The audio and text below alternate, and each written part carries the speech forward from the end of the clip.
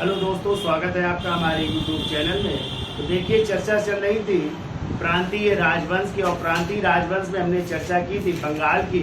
और कल हमने जो है बंगाल में जो है बंगाल के नवाब सिराजुद्दौला की चर्चा की थी ना।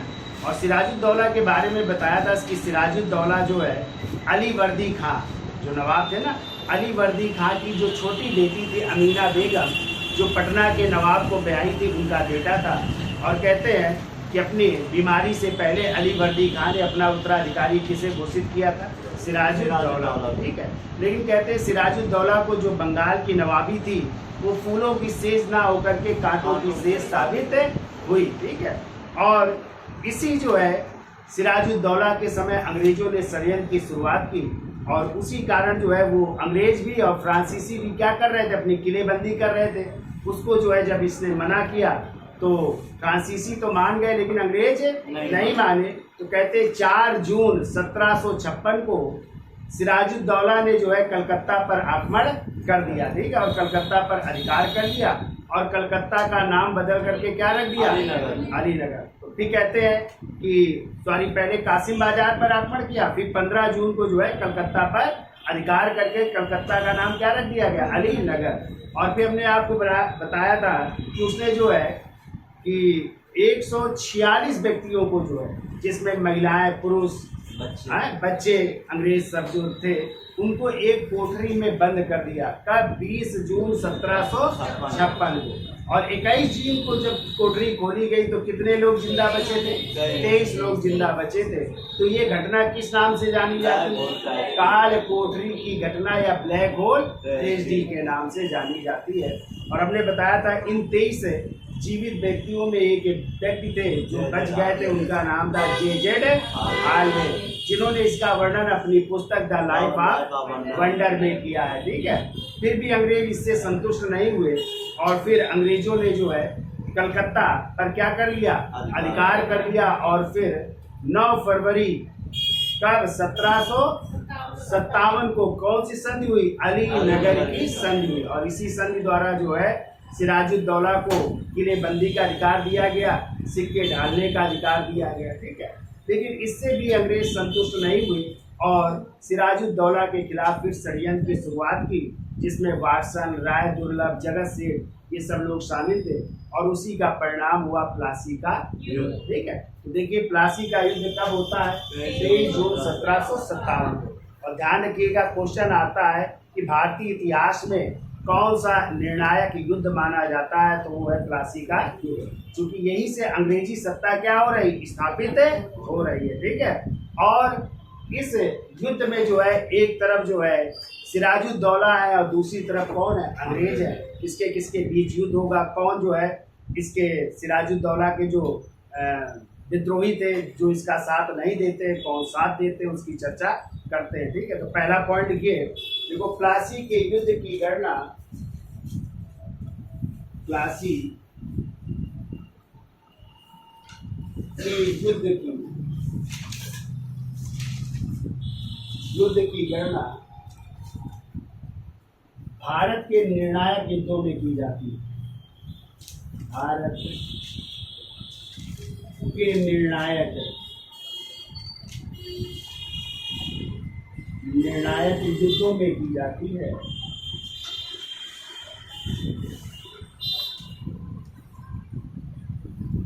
युद्धों में की जाती है। ठीक है, अब यदि आ जाए प्लासी का जो ये मैदान है कहाँ पे है?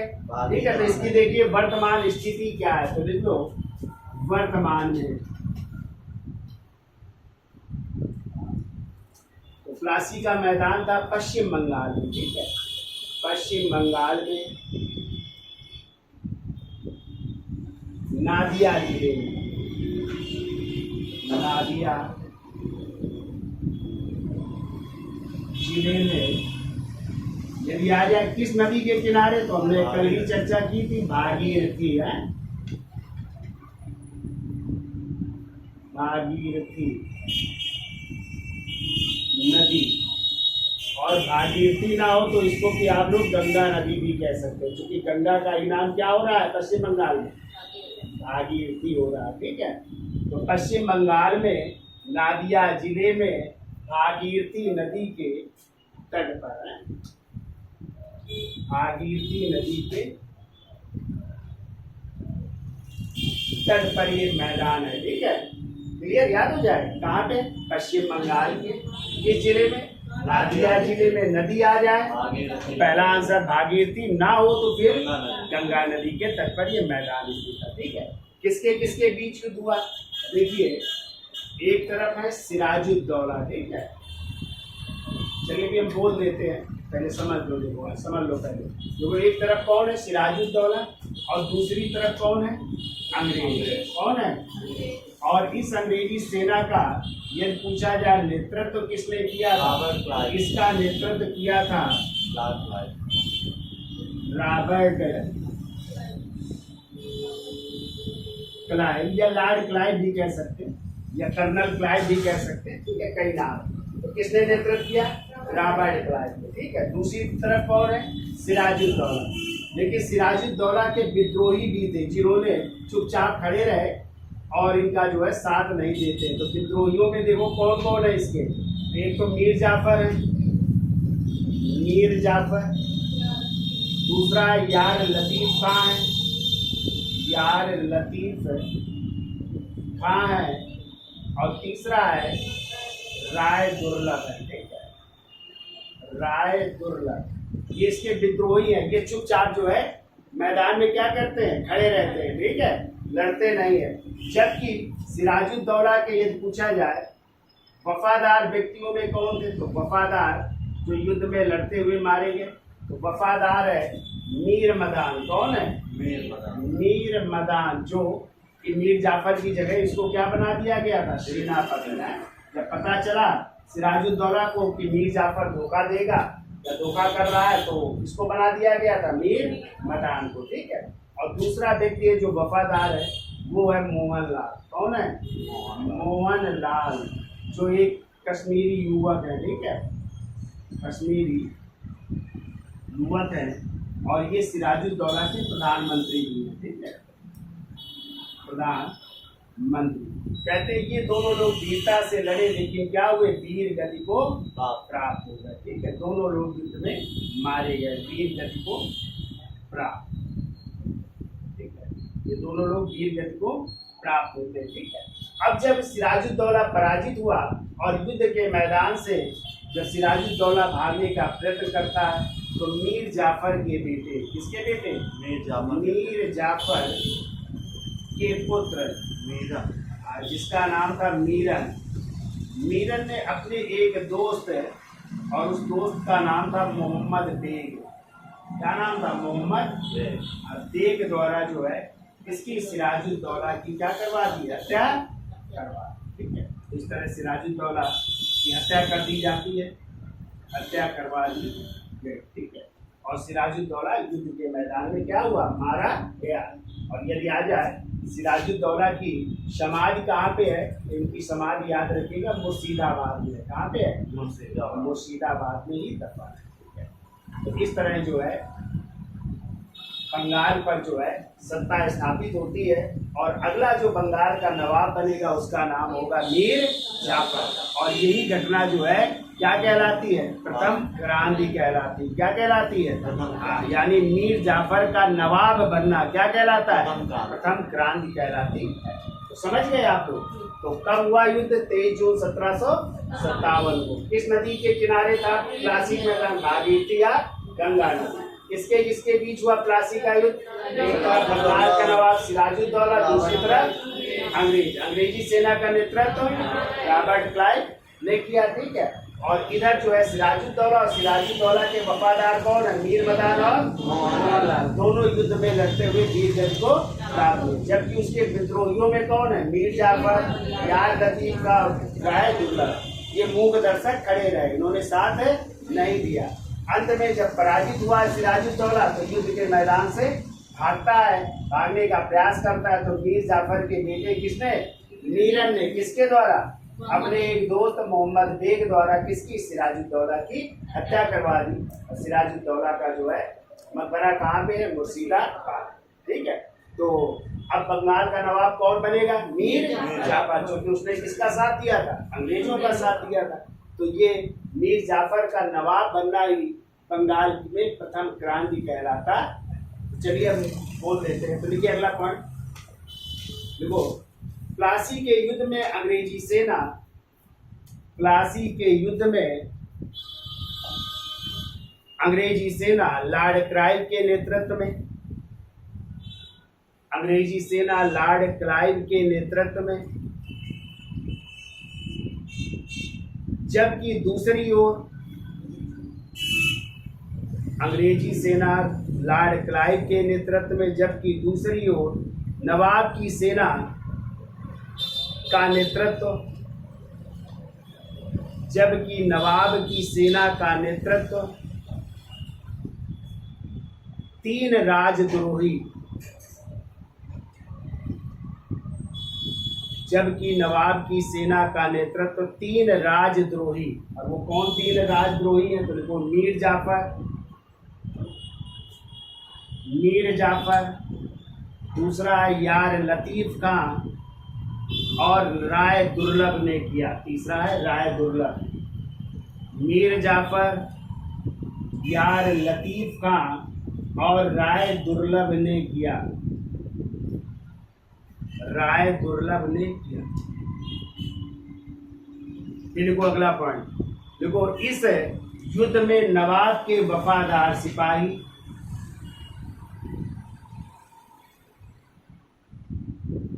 इस युद्ध में नवाब के वफादार सिपाही कौन है? वफादार मीर मदान और मोहन लाल।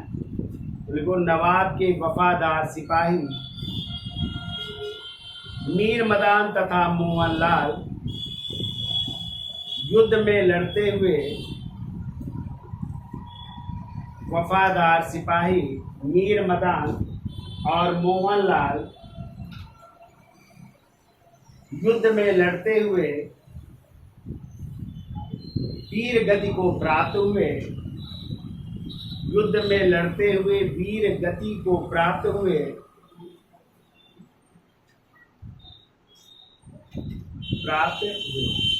देखो सेना को छिन्न भिन्न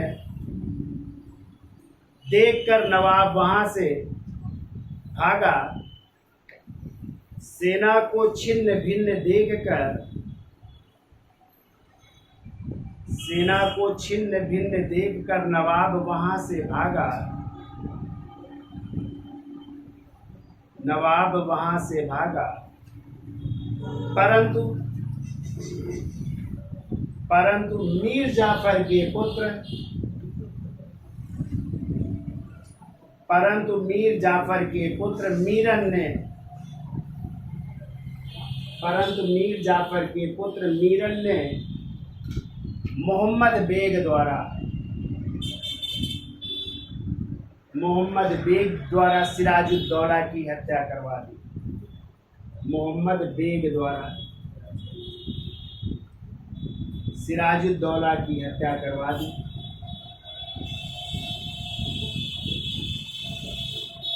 सिराजुद्दौला की हत्या करवा दी और सिराजुद्दौला का मकबरा मुर्शिदाबाद में,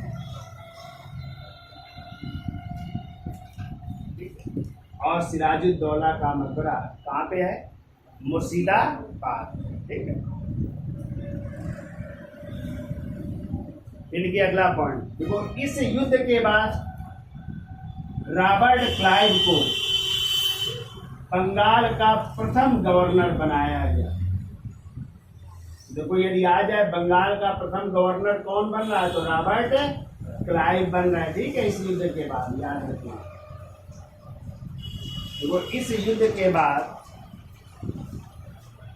1757 में, चाहे से नहीं, इस युद्ध के बाद 1757 में रॉबर्ट क्लाइव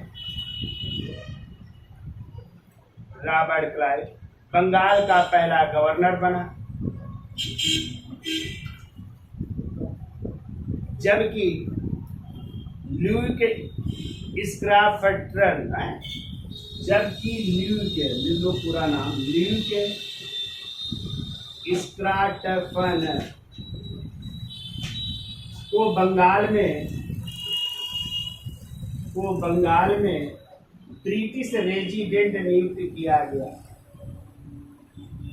ब्रिटिश रेजिडेंट नियुक्त किया गया।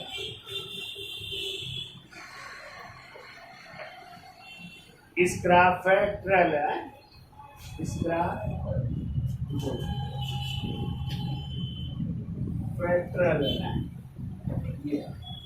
स्क्राफेटल को ल्यूक स्क्राफेटल को बंगाल में ब्रिटिश रेजिडेंट नियुक्त किया गया।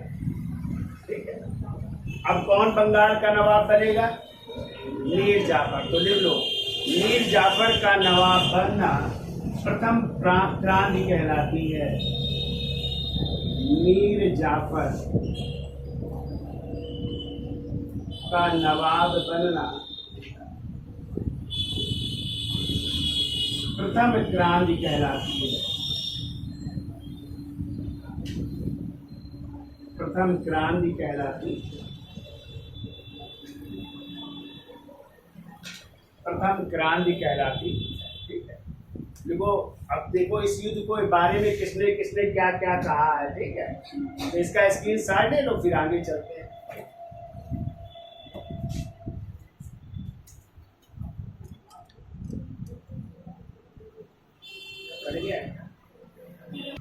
तो देखिए प्लासी के युद्ध के बारे में इतिहासकारों ने क्या क्या बात कही है। तो लिखिए, के एम पडिक्कर के अनुसार, के एम पडिक्कर के अनुसार देखो प्लासी सौदा था। प्लासी सौदा था जिसमें बंगाल, प्लासी सौदा था जिसमें बंगाल के सेठों, बंगाल के सेठों कामा मीर जाफर, कामा मीर जाफर, मीर जाफर ने नवाब और नवाबी, मीर जाफर ने नवाब और नवाबी अंग्रेजों को बेच दी। अंग्रेजों को बेच दी। ये लिखा है कि हम पढ़ित कर रहे हैं कि बंगाल एक क्या था? प्लासी का मैदान या प्लासी का युद्ध एक सौदा था जिसमें बंगाल के सेठों कामा मीर जाफर ने नवाब और नवाबी किसको बेच दी? अंग्रेजों को बेच दी। ठीक है, फिर देखो लॉर्ड क्लाइव क्या लिखते हैं। देखो लॉर्ड क्लाइव,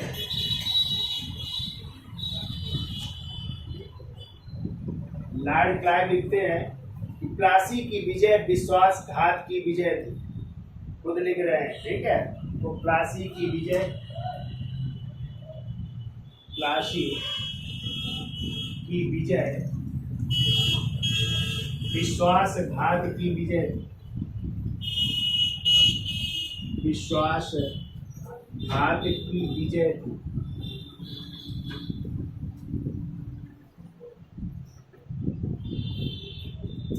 फिर वो नवीन चंद्र सेन ने क्या लिखा? वो नवीन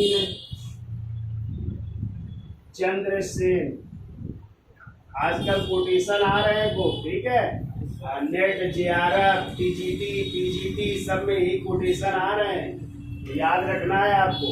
देखो प्लासी की लड़ाई भारत में, प्लासी की लड़ाई भारत में, प्लासी की लड़ाई भारत में अनंत, प्लासी की लड़ाई भारत में अनंत अंधकार युक्त रात्रि का प्रारंभ है। अनंत अंधकार युक्त, अंधकार युक्त रात्रि का प्रारंभ है। रात्रि का प्रारंभ है। ठीक है, और एक और लिख लो, देखो अल्फ्रेड लायल ने क्या कहा है। अल्फ्रेड लायल ये क्या लिखते हैं, तो लिखिए, इन्होंने लिखा प्लासी में क्लाइव की सफलता, प्लासी में क्लाइव की सफलता ने, प्लासी में क्लाइव की सफलता ने क्लाइव की सफलता ने बंगाल में युद्ध तथा राजनीति का, बंगाल में युद्ध तथा राजनीति का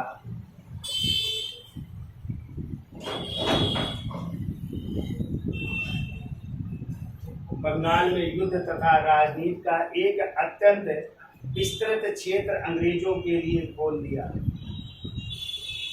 का एक अत्यंत विस्तृत क्षेत्र अंग्रेजों के लिए खोल दिया, अंग्रेजों के लिए खोल दिया। तो ये बातें कही है प्लासी के युद्ध के बारे में अलग अलग इतिहासकारों ने, तो ये भी आप लोग लिख लीजिएगा, पूछा जाता है। ठीक है, अब देखिए सिराजुद्दौला की मृत्यु के बाद अगला नवाब कौन बनता है, मीर जाफर। और मीर जाफर का टाइम है 1757 से लेकर के 1760 ईस्वी तक। कब तक, 1757 से 60 तक। ठीक है, तो मीर जाफर जो है अली वर्दी खां का नाम सुना था, अली वर्दी खां का बहनोई था। कौन था, यानी बहन के हस्बैंड थे, बहनोई थे अली वर्दी खां के। ठीक है, और कहते हैं जब मीर जाफर नवाब बना तो उसने क्लाइव को 24 परगने की जागीर दी। 24 परगना कहाँ पड़ता है जिला, पश्चिम बंगाल। तो 24 परगने की जागीर दी, इसलिए 24 परगने की जागीर को क्लाइव की जागीर कहा जाता है। ठीक है, और कहते हैं कि बंगाल का नवाब पद प्राप्त करने के लिए उसको घूस भी देनी पड़ी, 2,34,000 रुपए घूस देनी पड़ी। क्लाइव किसे, मीर जाफर को 2,34,000 घूस, और ये भी कहा कि हम 1,00,000 रुपए प्रति वर्ष क्या देंगे, पैसा भी देते रहेंगे। ठीक है, तो वो भी देने का वादा किया। तो कहते हैं कि जैसा क्लाइव कहता था वैसा ही मीर जाफर करता था, इसलिए जो है इसको जो है क्लाइव का गीदड़ या गधा कहा जाता है। किसे, मीर जाफर को क्लाइव का गीदड़ या गधा कहा जाता है। ठीक है, तभी जो है 1760 में जो है लॉर्ड क्लाइव कहाँ चले गए, इंग्लैंड चले जाते हैं। तो अगला जो है बंगाल का जो गवर्नर बनता है वो बनते J.Z. हालवेल। कौन बनता है, J.Z. हालवेल का नाम सुना है, ये वही व्यक्ति है जो ब्लैक गोल्ड ट्रेजडी में बच गए थे, अंग्रेज अधिकारी थे ना। तो इसको क्या बनाया जाता है, बंगाल का अस्थायी गवर्नर बनाया जाता है। तो कुछ समय के लिए बनता है, लेकिन फिर स्थायी गवर्नर बन जाते हैं वेंसी टार्ड। कौन बन जाता है, और वेंसी टार्ड ने जो है किससे संधि की है, मीर कासिम से। और मीर कासिम होता है मीर जाफर का दामाद। किसका दामाद होता है, मीर जाफर का दामाद होता है मीर कासिम। उससे संधि की और कहा कि आप हमें वर्धमान, मिदनापुर और चटगांव, इन 3 गांव की जमींदारी दोगे तो हम आपको कौन सा पद देंगे, नवाब का पद देंगे। ठीक है, और इस तरह वेंसिस्टार्ड ने क्या किया, मीर जाफर से नवाबी खींच करके किसको दे दी, मीर कासिम को। तो फिर अगला बंगाल का नवाब कौन बनेगा, मीर कासिम बनेगा। कब से कब तक, 1760 से लेकर के 63 तक। ठीक है, तो चलिए पहले मीर जाफर देख लेते हैं, फिर मीर कासिम की चर्चा कर लेते हैं। ठीक है, तो इसका स्क्रीनशॉट ले लो, आगे चलते हैं। तो देखिए सिराजुद्दौला के बाद अगले नवाब कौन बनते हैं, मीर जाफर। मीर जाफर का टाइम है 1757 से 60 तक। तो देखिए मीर जाफर कौन है, तो लिखो ये अली वर्दी खां के दामाद, सॉरी अली वर्दी खां के बहनोई, ये अली वर्दी खां के पहनोई थे, पहनोई। देखो 30 जून 1757 को, 30 जून 1757 को लॉर्ड क्लाइव ने, लॉर्ड क्लाइव ने मुर्शिदाबाद में, लॉर्ड क्लाइव ने कहाँ पे, मुर्शिदाबाद में मीर जाफर को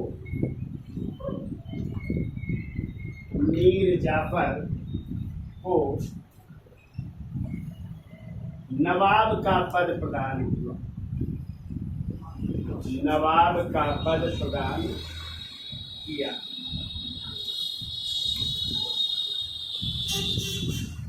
तो देखो 23 जून को युद्ध हुआ था और कब ये बन गए नवाब, 30 जून को, मतलब 6-7 दिन बाद। ठीक है, कहाँ पे, मुर्शिदाबाद, क्योंकि राजधानी क्या है बंगाल की,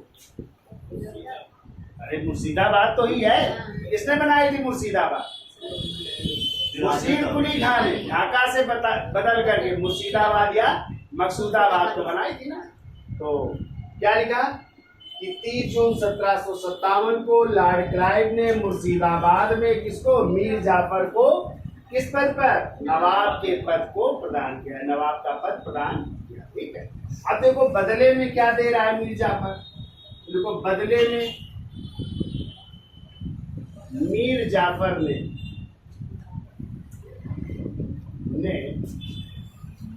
क्लाइव को 24 परगने की जागीर प्रदान की, 24 परगने की जागीर। पश्चिम बंगाल में 24 परगना जिला है, तो 24 परगने की जागीर प्रदान की, जिसे क्लाइव की जागीर कहा जाता। कभी आज आप यदि कि 24 परगने की जागीर किसकी जागीर थी, तो क्लाइव की है। देखो जिसे क्लाइव की जागीर कहा जाता है, क्लाइव की जागीर कहा जाता है, क्लाइव की जागीर कहा जाता है। ठीक है, और क्या दे रहा है देखो मीर जाफर, तो देखिए मीर जाफर ने 2,34,000 की घूस, 2,34,000 की रिश्वत दी, यानी घूस दी, घूस तथा 1 लाख रुपए प्रतिवर्ष, तथा 1 लाख रुपए प्रतिवर्ष देने का भी वायदा कर रहा है। ठीक है, प्रतिवर्ष देने का वायदा किया, देने का वायदा किया। तो 2,34,000 तो घूस दी, और क्या कहा, प्रतिवर्ष हम कितने लाख, 1 लाख रुपए प्रतिवर्ष आपको हम देते रहेंगे। ये भी वायदा कर रहा है कौन, मीर जाफर कर रहा है। ठीक है, फिर वो मुर्शिदाबाद में, क्योंकि जैसा क्लाइव कहता था वैसा जो है मीर जाफर करता था, इसलिए मुर्शिदाबाद यानी राजधानी में लोग इसे क्या कहते थे, क्लाइव का गीदड़ या गधा कहते थे। तो देखो मुर्शिदाबाद में मीर जाफर को लोग, मुर्शिदाबाद में मीर जाफर को लोग, मीर जाफर को लोग क्लाइव का गीदड़ या गधा भी कह सकते हैं। मुर्शिदाबाद में मीर जाफर को लोग क्लाइव का गीदड़ या गधा कहते थे, गधा कहते, ये भी आपको याद रखना है। ठीक है, फिर वो मीर जाफर के ही शासनकाल में मीर जाफर के ही शासनकाल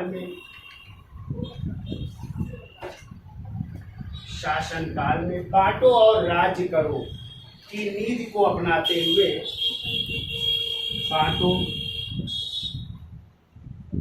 और राज्य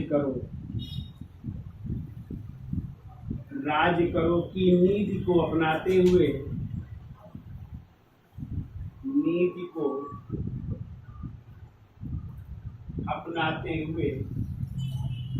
एक दूसरे से क्या किया गया, लड़ाने का कार्य किया गया। नीति को अपनाते हुए एक गुट को दूसरे गुट से लड़ाया, एक गुट को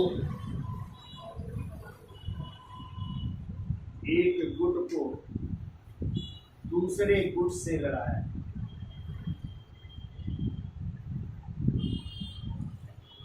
आपस में यहाँ पे एक दूसरे को लड़ाने का कार्य कौन कर रहा है, अंग्रेज कर रहे हैं, ठीक है।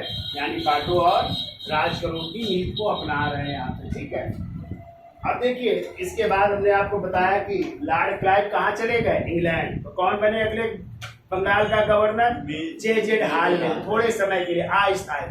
फिर कौन बना, बेंसिस टार्ट, और वही संधि करेगा किससे, मीर कासिम, जो कहेगा हमें 3 गांव की जमींदारी दो, बदले में हम आपको बंगाल का नवाब का पद प्रदान करेंगे, ठीक है। तो इसका स्क्रीनशॉट लो, आगे चलते हैं। तो देखिए अगला पॉइंट, मीर जाफर ने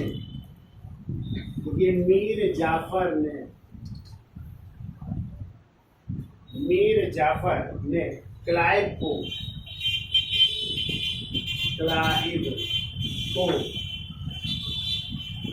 मुगल बादशाह, और इस समय मुगल बादशाह देखो कौन है, शाह आलम द्वितीय है। देखो मुगल बादशाह शाह आलम द्वितीय पढ़ा है ना आप लोग। इनका टाइम है 1759 से लेकर के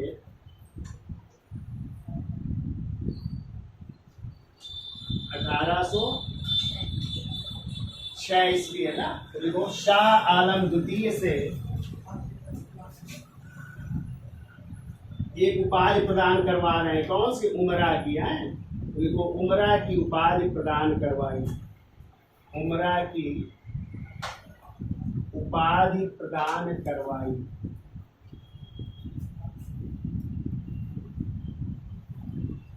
यानी मुगल बादशाह क्लाइव को कौन सी उपाधि दे रहे हैं, उमरा की, ठीक है। और ये किसने दिलवाने का कार्य किया, मीर जाफर ने किया, ठीक है। ये भी याद रखिएगा। शाह आलम द्वितीय से लॉर्ड क्लाइव को कौन सी उपाधि दी गई, उमरा की उपाधि प्रदान करवा रहे हैं, ठीक है।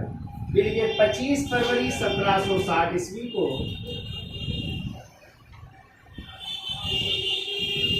25 फरवरी 1760 ईस्वी को क्लाइव इंग्लैंड वापस चला गया। क्लाइव इंग्लैंड वापस चला गया,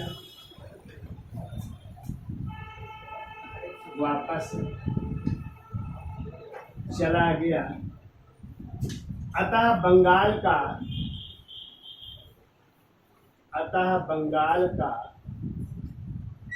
अस्थायी गवर्नर, अस्थायी है, देखो है, याद रखिएगा, अस्थायी गवर्नर कौन बने, जे हालवेल बने।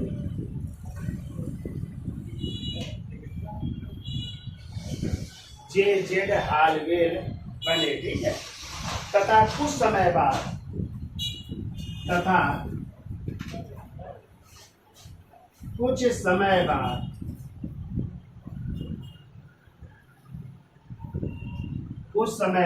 स्थायी गवर्नर, अब स्थायी तौर पर कौन बन रहा है, तो देखो कुछ समय बाद स्थायी गवर्नर, और वो बन रहे हैं वेंसिस्टार्ड बन रहे हैं, वेंसिस्टार्ड,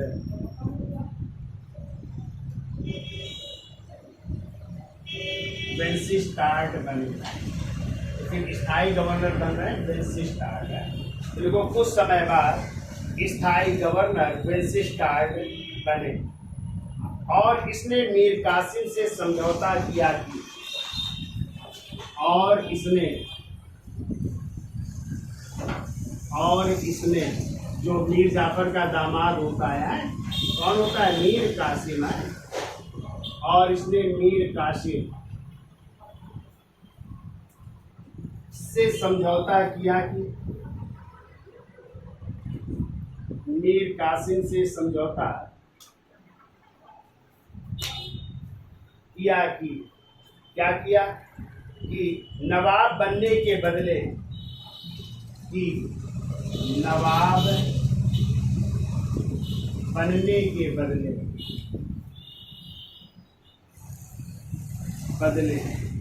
3 गांव, कौन कौन? वर्धमान,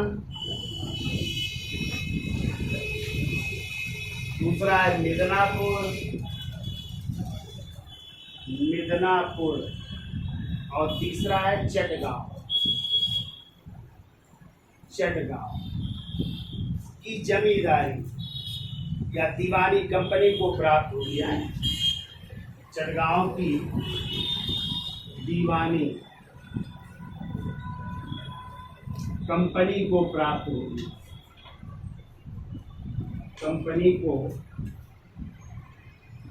होगी, ये तो 3 गांव की जमींदारी या दीवानी प्राप्त होगी। और सिलहट का प्रांत जहाँ पे चूना पत्थर होता था, ठीक है, वो भी मिलेगा। देखो, तथा सिलहट कहाँ पड़ेगा? आज बांग्लादेश में है। देखो, तथा सिलहट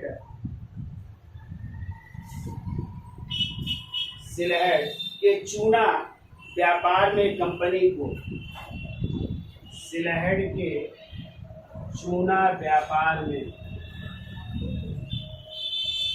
कंपनी को यानी 50% यानी आधा हिस्सा प्राप्त होगा, ठीक है। कंपनी को आधा हिस्सा प्राप्त होगा, आधा हिस्सा प्राप्त होगा।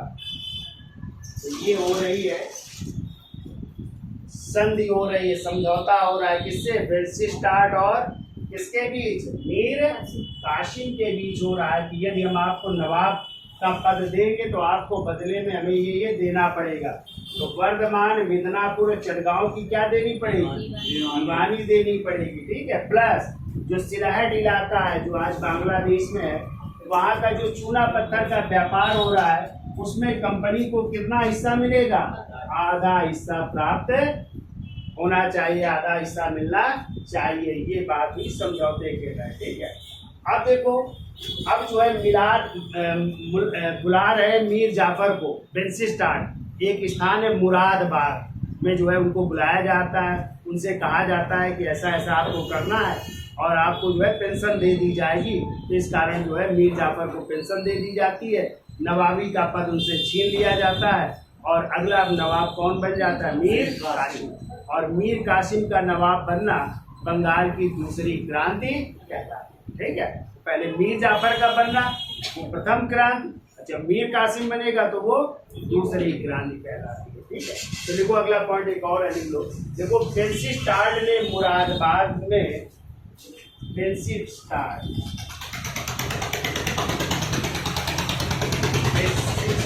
ने मुरादाबाद एक स्थान है, मुरादाबाद में मीर जाफर को बुलाकर उसके समक्ष प्रस्ताव रखा। मीर जाफर को बुलाकर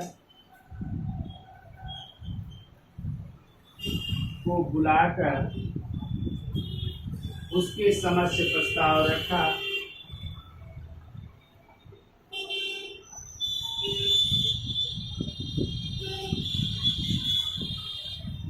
उसके समक्ष प्रस्ताव रखा कि मीर कासिम को नायब सूबेदार नियुक्त करके, मीर कासिम को नायब सूबेदार नियुक्त करके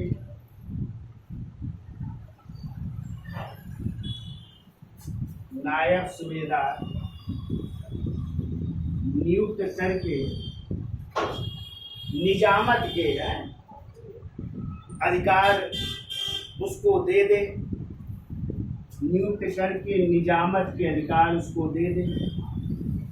निजामत के अधिकार उसको दे दे। तो निजामत का मतलब होता है प्रशासन का, कार्यवाही कौन देखेगा? मीर कासिम। ठीक है, पूरी कोई संधि करना है, कोई युद्ध करना है, वो सब निर्णय लेने का अधिकार किसके पास होगा? मीर कासिम के पास होगा। ठीक है, और क्या कहा? और मीर जाफर ने गद्दी छोड़ दी।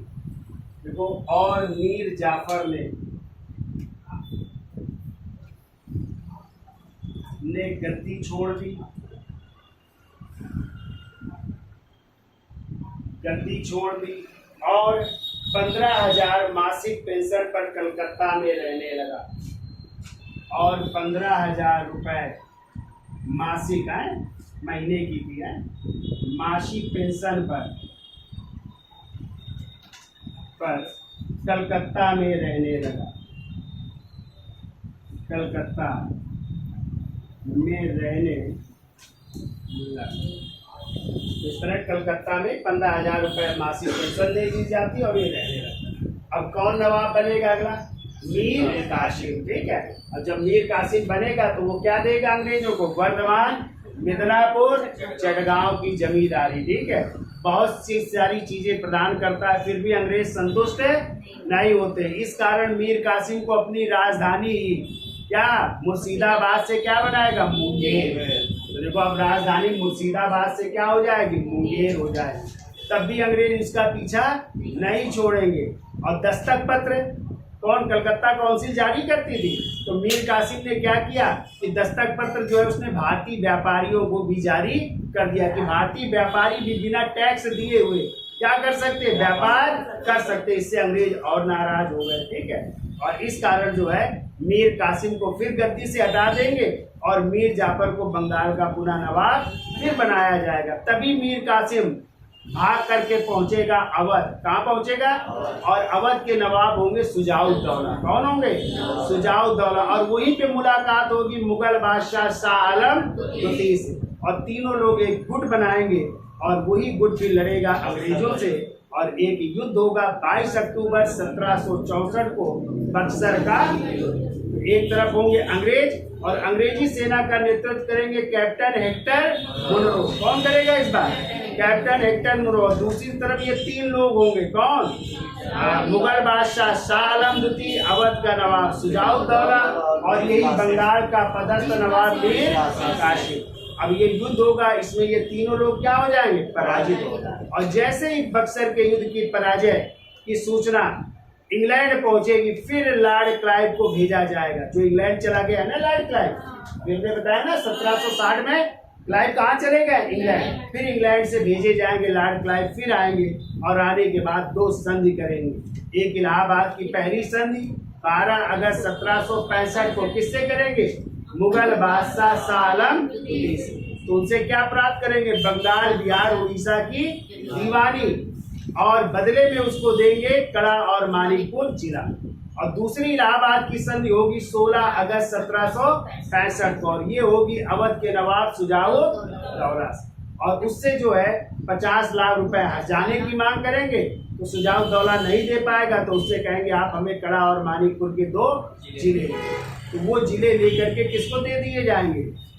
मुगल बादशाह शाह आलम द्वितीय को। शाह आलम द्वितीय को कहाँ पे रहना पड़ेगा? जा करके कड़ा और मानिकपुर। फिर कड़ा और मानिकपुर से 1772 में मराठा सरदार महाजी सिंधिया उसको पुनः दिल्ली की गद्दी पर बैठाने का कार्य करेंगे। किसे? मुगल बादशाह शाह आलम। ठीक है, तो तब तक जो है मीर जाफर भी मर चुका होगा इलाहाबाद की संधि के पहले। तो क्वेश्चन आता है इलाहाबाद की प्रथम संधि पर किसने किसने हस्ताक्षर किए थे? तो लॉर्ड क्लाइव, मुगल बादशाह शाह आलम द्वितीय और मीर जाफर का बेटा इस समय नवाब बन चुका था नजमुद्दौला। क्लियर? और जब आ जाए इलाहाबाद की द्वितीय संधि पर किसने किसने हस्ताक्षर किए? तो लॉर्ड क्लाइव और अवध के नवाब सुजाउद्दौला। ठीक है, तो चलिए अब हेडिंग डाल लीजिए मीर कासिम। इसका स्क्रीनशॉट ले लो, हेडिंग डालिए मीर कासिम। तो देखिए मीर जाफर को बंगाल के नवाब पद से हटा करके इसे अगला नवाब बनाया गया मीर कासिम। मीर कासिम का टाइम है 1760 से 1763। ठीक है, तो देखो लिखो मीर कासिम का नवाब बनना। मीर कासिम का नवाब बनना।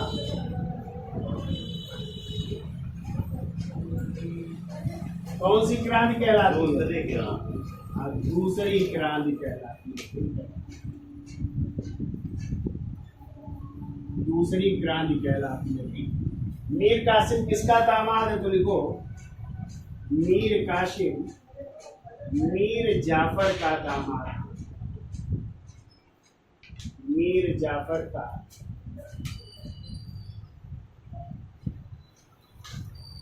दामाद। किसका दामाद है? मीर जाफर का। और कहते हैं मीर कासिम जो है अली वर्दी खां के उत्तराधिकारियों में सर्वाधिक योग्य था। ठीक है, क्या था? सर्वाधिक योग्य था। चूंकि अली वर्दी खां के उत्तराधिकारी हैं सब ना, तो कभी आ जाए कि अली वर्दी खां के उत्तराधिकारियों में सर्वाधिक योग्य कौन था, तो वो हो जाएगा मीर कासिम है। याद रखिएगा, लिखिएगा नहीं। ठीक है, अब देखो राज्यारोहण के तुरंत बाद अगला पॉइंट लिखो। राज्यारोहण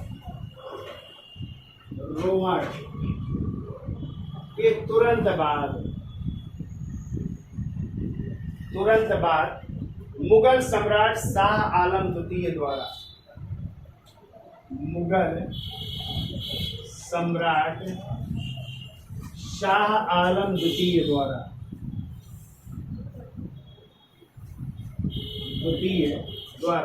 क्योंकि शाह आलम द्वितीय ने कहां पर आक्रमण कर दिया? बिहार में है। देखो शाह आलम द्वितीय द्वारा बिहार पर आक्रमण का सामना करना पड़ा। बिहार पर आक्रमण का सामना करना पड़ा।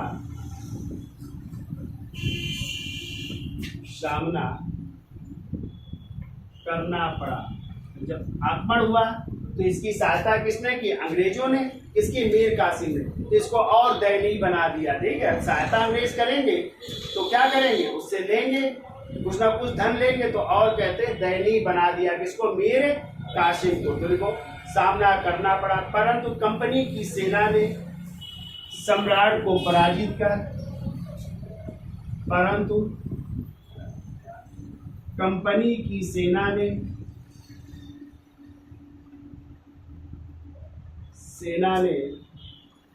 सम्राट को पराजित कर,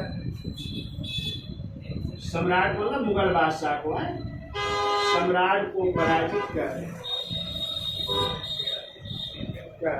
मीर कासिम को और दयनीय बना दिया। मीर कासिम को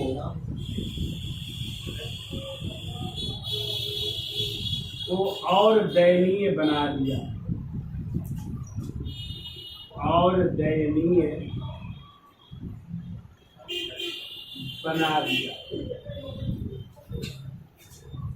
अगला पॉइंट लिखो कंपनी और उसके अधिकारियों को धन देकर मीर कासिम कंपनी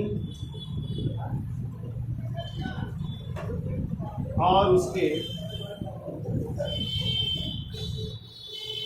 अधिकारियों को धन देकर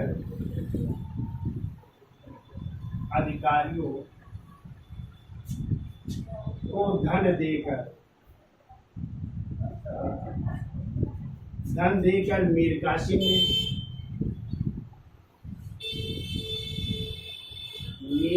ने हमने बताया था अपनी राजधानी क्या बदल देगा?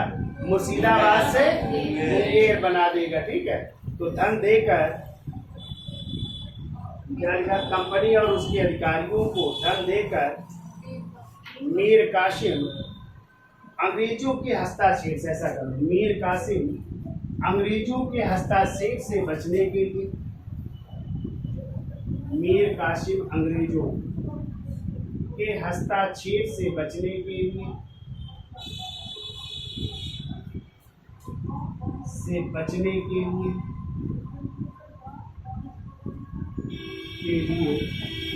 राजधानी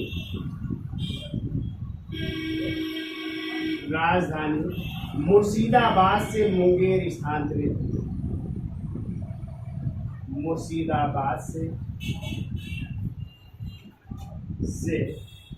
मुंगेर स्थानांतरित की। तो देखो अपनी राजधानी ही बदल रहा है, मुंगेर स्थानांतरित की।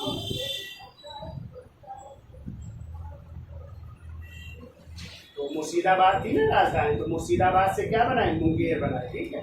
और मुंगेर में देखो, और मुंगेर में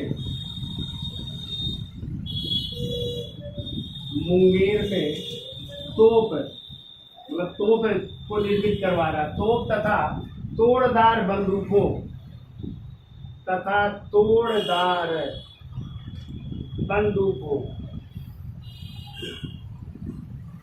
नहीं, जो टूट जाती थी बंदूकें, आज भी टूट जाती है। तो मुंगेर में तोप तथा तोड़दार बंदूकों का कारखाना लगाया।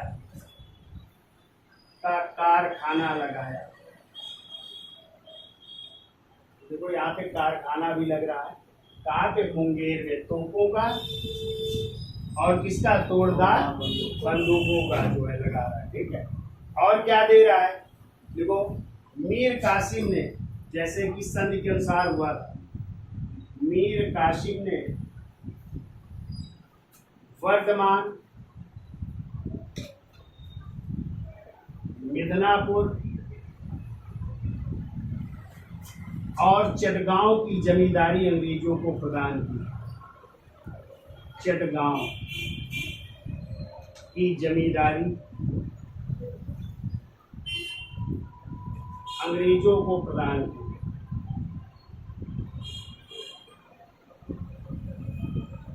तो ये 3 गांव की जमींदारी संधि के अनुसार वो भी दी जा रही है, ठीक है। ये देखो मीर कासिम ने अंग्रेज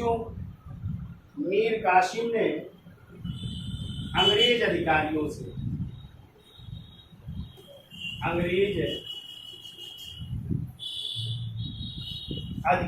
से नया कर खिजरी नामा भी वसूल किया।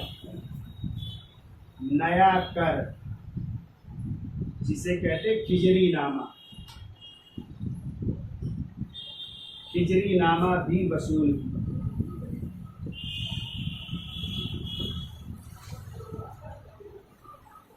खिजरी नामा भी वसूल किया है। फिर को 1763 में दस्तक पत्र के दुरुपयोग, 1763 ईस्वी में दस्तक पत्र, और हमने आपको पीछे पढ़ाया था दस्तक पत्र एक पारगमन शुल्क था, यानी बिना टैक्स दिए हुए अंग्रेज क्या कर सकते थे, व्यापार कर सकते थे। तो इसने क्या किया, भारतीय व्यापारियों को भी जारी कर दे रहा है। इससे अंग्रेज क्या होते हैं, नाराज होते हैं। तो देखो 1763 ईस्वी में दस्तक पत्र के दुरुपयोग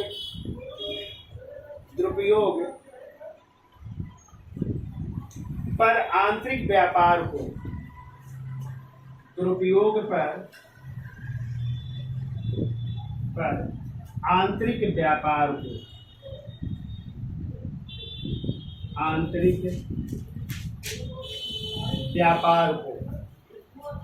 कर मुक्त कर दिया। आंतरिक व्यापार को कर मुक्त कर दिया, यानी भारतीय व्यापारी भी बिना टैक्स दिए हुए व्यापार कर सकते हैं। कर मुक्त कर दिया। और और सेना के आधुनिकीकरण के लिए, और सेना के आधुनिकीकरण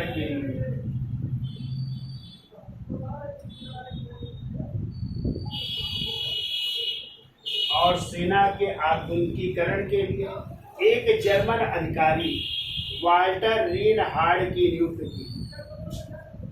जर्मन अधिकारी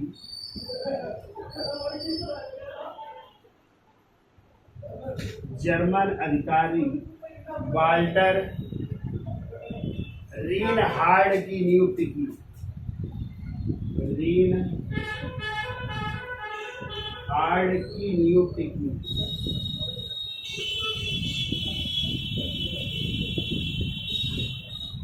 इनकी भी नियुक्ति कर रहा है जर्मन अधिकारी की, सेना के आधुनिकीकरण के लिए, ठीक है। देखो यह समरू के नाम से प्रसिद्ध है। किस नाम से? देखो यह समरू के नाम से प्रसिद्ध है।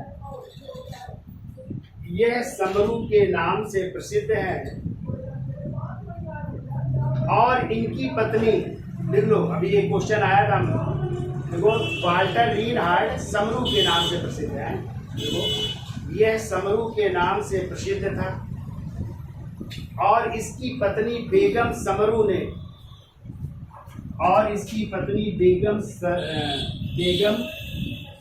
शमरू ने मेरठ के सरधना नामक स्थान में, और इसकी पत्नी बेगम समरू ने मेरठ के सरधना नामक स्थान में एक चर्च का निर्माण करवाया था। चर्च देखो इनकी पत्नी ने बनवाया था, अभी पूछा गया था ये क्वेश्चन, इस सरधना में चर्च किसने बनवाया था, तो बेगम समरू है। तो मेरठ के सरधना नामक स्थान में एक चर्च का निर्माण करवाया था, चर्च का निर्माण करवाया। इसका स्क्रीनशॉट ले लो, आगे चलते हैं। मीर कासिम के समय एक कांड हुआ था जिसे कहते हैं पटना हत्याकांड। कौन सा? पटना। और पटना हत्याकांड क्या था, तो लॉर्ड क्लाइव का एक अधिकारी था, या लॉर्ड क्लाइव का एक समर्थित व्यक्ति था, राम नारायण। तो राम नारायण की क्या कर दी, मीर कासिम ने हत्या करवा दी। तो जब हत्या करवा दी तो इस कारण जो है, उस समय एक अधिकारी थे एलिस, पटना के अधिकारी थे एलिस, एलिस को भी पराजित कर दिया। तो ये कांड जो है पटना हत्याकांड के नाम से जाना जाता है। ठीक है, कई बार पूछा गया है, तो लिख लो, लिखो मीर कासिम ने क्लाइव समर्थित, मीर कासिम ने क्लाइव समर्थित, क्लाइव समर्थित राम नारायण की हत्या करवा दी। राम नारायण की हत्या करवा दी और पटना के अंग्रेज अधिकारी, और पटना के अंग्रेज अधिकारी एलिस को पराजित कर, अंग्रेज अधिकारी एलिस को पराजित कर पटना पर अधिकार कर लिया, पटना पर अधिकार कर लिया, जो पटना कांड के नाम से, या ये घटना पटना कांड के नाम से जानी जाती। अधिकार कर लिया और यह घटना पटना हत्याकांड के नाम से जानी गई, पटना हत्याकांड के नाम से जानी गई। अब देखो, एक कंपनी ईस्ट इंडिया कंपनी 1763 में मीर कासिम को क्या कर देगी, बर्खास्त, और किसे नवाब बना देगी, मीर जाफर को पुनः बंगाल का नवाब बना दिया जाएगा। तो देखो 1763 ईस्वी में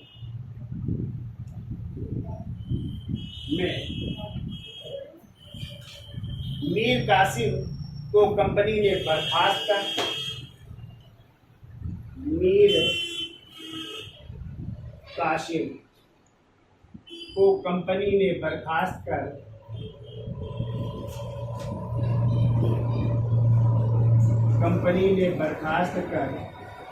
पुनः मीर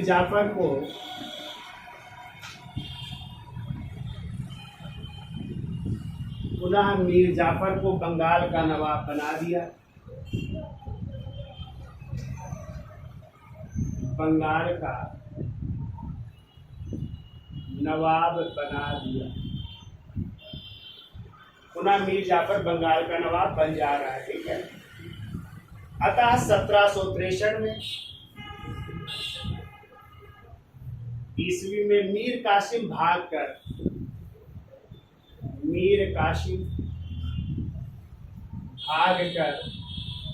कहाँ पहुंचा, अवध है, भागकर अवध चला गया, भागकर अवध चला गया। और अवध के नवाब, देखो अवध के नवाब कौन है? शुजाउद्दौला। तो देखो अवध के नवाब शुजाउद्दौला, शुजाउद्दौला एवं मुगल बादशाह, वहीं पे मुलाकात होती मुगल बादशाह से। एवं मुगल बादशाह किससे? शाह आलम द्वितीय से संधि स्थापित की। शाह आलम द्वितीय से संधि, तीन लोग मिल जाते हैं। कौन कौन? अवध का नवाब शुजाउद्दौला, मुगल बादशाह शाह आलम द्वितीय और खुद मीर कौन? कासिम है। ठीक है, अब देखो तीनों मिलकर के युद्ध लड़ेंगे, तो पहले तीन युद्ध अनिर्णायक होंगे। ठीक है, और अंत में फिर बक्सर का युद्ध होगा। कब? 22 अक्टूबर 1764 को। और उसी बक्सर के युद्ध में ये तीनों लोग जो है क्या होंगे? पराजित होंगे। इससे अंग्रेजी सेना से। और अंग्रेजी सेना का नेतृत्व कौन करेगा? Major Hector. ठीक है, तो बक्सर के युद्ध की चर्चा हम नेक्स्ट टर्न में करेंगे। आज के लिए इतना रखते हैं, धन्यवाद। तो पॉइंट